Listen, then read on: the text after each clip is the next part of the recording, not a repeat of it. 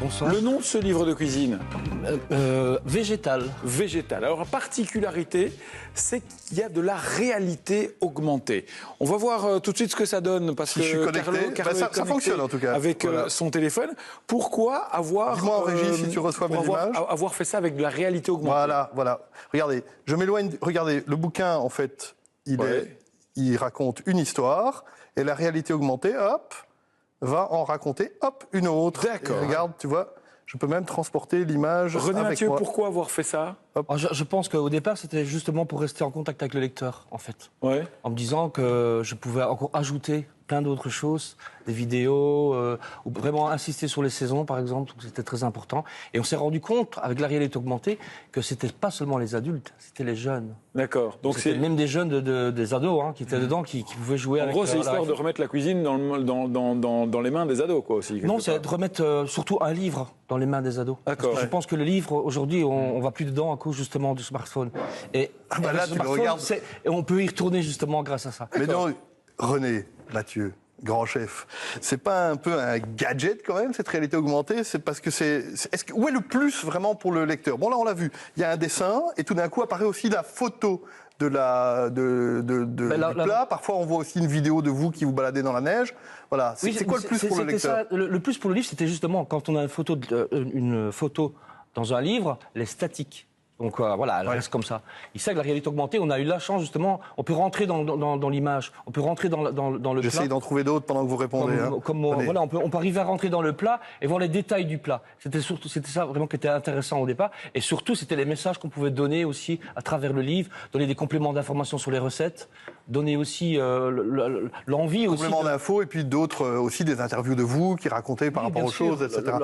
L'environnement où on se trouve, voilà, respecter les saisons. Ça, c'était vraiment pour moi la chose importante de pouvoir donner ça comme information. Mais justement, respect des saisons, votre livre, c'est vraiment végétal. Il s'appelle Végétal et c'est vraiment une cuisine super végétale. Alors vous, quand même, pour mettre le contexte, vous êtes un grand chef dans un château, au Grand-Duché de Luxembourg, c'est un petit peu bourgeois. Alors vos clients là qui viennent pour manger, ils n'attendent pas de manger un bon gros pigeon ou un morceau de sanglier. Vous leur offrez des légumes. Ça se passe comment? Non, pas du tout. Je pense que d'abord l'homme a d'abord été cueilleur avant d'être chasseur. Oui, d'accord. Donc ça, c'était aussi quelque chose qui est dans ma tête et puis qui est ancré en moi depuis des années. Et pourquoi le végétal? Parce que je trouve qu'on a tellement banni les légumes. On a toujours mis ça en garniture, et bien souvent en mettant en avant la viande. Et moi, j'ai voulu faire le contraire, c'est mettre en avant les légumes, mais il y a toujours un rapport de viande, de poisson, de crustacés, si le client le désire. C'est ça. Voilà, mais on peut faire un menu purement végétarien dans un restaurant où on paye quand même 200 €. Mais c'est un restaurant luxueux, vous avez une étoile au Michelin, vous êtes... Un peu moins cher que si c'est uniquement que des légumes. Si c'est le menu végétal, c'est un tout petit peu moins cher. C'est parce que si on ajoute le complément de protéines, évidemment, on doit...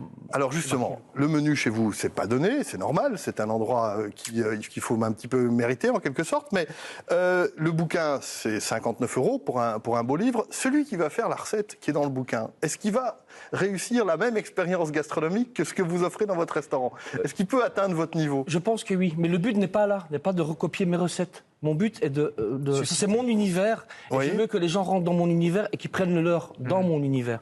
Et d'une recette, ils peuvent très bien en faire une autre, parce qu'ils peuvent très bien prendre la sauce dans et donc c'est quoi le but, c'est d'inspirer un petit peu, c'est d'être inspirant et surtout de remettre en avant le légume, de remettre vraiment, de donner des lettres de noblesse aux légumes. Et pas que le légume, c'est aussi les plantes sauvages qu'on voit chez vous. Les plantes sauvages et les fruits, parce que bon, il y a les fruits. Et j'aime aussi ce mélange de fruits et légumes dans la cuisine. Je trouve que l'acidité de certains fruits amène quelque chose de plus à un légume. Donc ça, ce sont des mariages qu'on... Mais finalement, vous êtes un petit peu précurseur là-dedans, parce que dans les restaurants étoilés, oui, on voit des restaurants de légumes, mais c'est pas encore une démarche qui est très très partagée. On pense évidemment en France au très grand Alain Passard, mais c'est un peu dans nos régions, on est un peu conservateur, non? On est un peu conservateur parce que nous sommes des carnivores. Nous sommes des viandeux, on est issus de générations de viande. Il faut convaincre Thibault de manger plus de légumes. Non, mais est-ce que pour réhabiliter vraiment le légume à la fin, il ne faut pas arrêter avec ce discours impératif qui consiste à nous dire tous les jours il faut en manger 5 fruits et légumes par jour? Pour moi, si on arrête avec ce discours-là, si on transforme cette obligation en plaisir, là on aura gagné le pari. Mais on a converti Thibault. Mais donc les discours les discours de santé ont un effet contre-productif aussi parfois, qui est d'enlever la notion de plaisir. Tout à fait. Je suis tout à fait d'accord avec vous. Mais il ne faut pas oublier qu'on se nourrit, oui, mais c'est pour se faire du bien à son corps. avant tout. Donc les légumes, c'est les vitamines. Donc c'est ça qui nous fait du bien aussi. Donc voilà, il faut quand même remettre les choses à leur place, je pense, aujourd'hui, et vraiment de réexpliquer ce que le végétal a En d'importance. tout cas, dans on a notre nourriture au converti quotidien. notre ami Et moi, je Sébastien qui m'amuse, joue avec la réalité c'est super augmentée. sympa. Donc c'est simplement une application Voilà. qu'on télécharge et il faut acheter le bouquin forcément. Et donc le bien, bouquin c'est- devient un univers, Le devient bouquin un devient un reportage. univers. Et c'est une bonne idée, effectivement, s'il y a moyen de, comme vous l'avez dit, remettre légumes. simplement du légume à table. Végétal. Et du bouquin du bouquin de cuisine dans les mains aussi des gens végétales. Merci d'être passé chez nous. Merci René Mathieu. René Mathieu. Merci.